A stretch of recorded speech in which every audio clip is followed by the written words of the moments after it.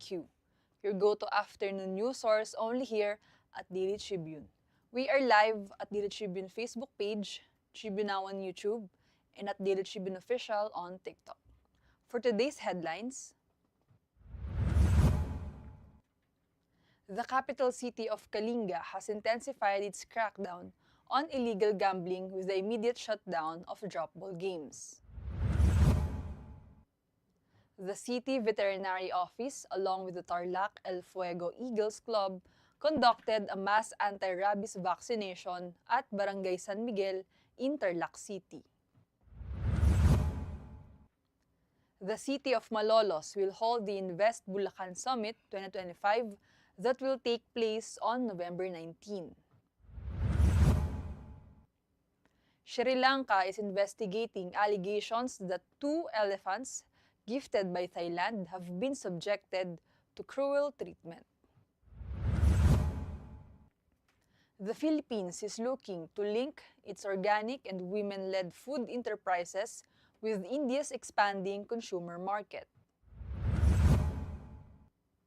The Philippine Stock Exchange Index declined 0.60% today at 5,744.41, with all sectors in the red as the market adjourned for midday recess. YouTube star Jake Paul will face former world heavyweight champion Anthony Joshua in Miami next month. Andrea Brillantes, Darren Espanto meet Wicked stars Ariana Grande and Cynthia Erivo during the OZ to meet the stars of Wicked for Good in Singapore.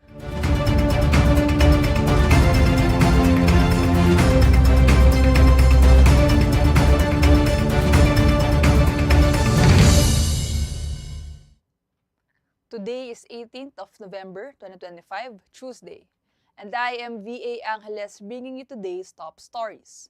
Let's get started. The capital city of Kalinga has intensified its crackdown on illegal gambling with the immediate shutdown of drop ball games. Tabuk City Mayor Darwin Estañero this week ordered the closure of all drop ball operations within city limits, citing a recent surge in crime cases which he directly linked to the proliferation of these gambling stalls. The mayor also warned that some operators disguise gambling as simple entertainment. Barangay officials were reminded to strictly monitor phone fares or periyahan in their areas and prohibit gambling activities disguised as amusement. The City Veterinary Office, along with the Tarlac El Fuego Eagles Club, conducted the mass anti-rabies vaccination at Barangay San Miguel in Tarlac City on November 15. A total of 168 domesticated animals brought by 89 owners and residents of the area were given protection through anti-rabies vaccines, 105 dogs, and 63 cats.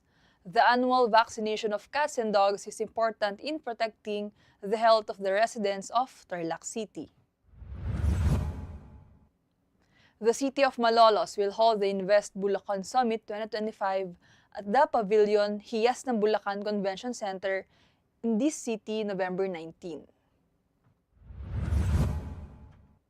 Organized by the Bulacan Chamber of Commerce and Industry, the chamber will convene in one program visionary leaders, reform advocates, and industry experts, and will have the theme Progress for Transparency, Accountability, and Good Governance. The Quezon City government has rejected the United People's Initiative's request to extend its protest at the People Power Monument on November 18, even though UPI had earlier announced a 1 p.m. press conference. In a November 17 letter to UPI Executive Secretary Mark Dilson Bertuldo, retired General Elmo San Diego of the Department of Public Order and Safety also shared with the Daily Tribune, said the city could no longer issue a permit or provide assistance because the group had violated the original terms of their agreement. And for our international news, Sri Lanka is investigating allegations that 2 elephants gifted by Thailand have been subjected to cruel treatment at their homes in Buddhist temples, the environment minister said on Monday. Damika Patabendi said Bangkok had raised concerns about the welfare of the 2 animals it presented to Sri Lanka in 1980 and 2001 as symbols of close ties between the two Buddhist nations. For our business story, the Philippines is looking to link its organic and women-led food enterprises with India's expanding consumer market as part of broader efforts to boost agricultural trade in a market poised to become Asia's third largest by 2028. In a statement yesterday, the Department of Agriculture said the initiative was part of discussions on the sidelines of the World Food India 2025 held earlier in September. Meanwhile, the PSEI declined 0.60% today at 5,744.41, with all sectors in the red as the market adjourned for midday recess. Monday's bounce back was partially undone following renewed issues of investor confidence following Senator Amy Marcos' statements at the Iglesia ni Cristo rally alleging her brother, President Ferdinand Marcos Jr., and other members of their family are habitual users of illicit substances. The unstable political climate continues to affect the market. Despite this, Converge shares rose 3.86% following their announcement of their partnership with the Department of Trade and Industry to support MSMEs through the DTI's AI Hub. Meanwhile, the peso is currently at about 58.93 to the dollar due mainly to steady remittance inflows and solid export earnings, providing support for the currency, while global demand for the dollar remained firm given stronger U.S. economic data. For our sports news, YouTube star Jake Paul will face former world heavyweight champion Anthony Joshua in Miami next month, Matchroom Boxing announced on Monday. The fight between the YouTuber turned boxer and Joshua, the 36-year-old former two-time unified world champion, will take place at the Kaseya Center in Florida on December 19.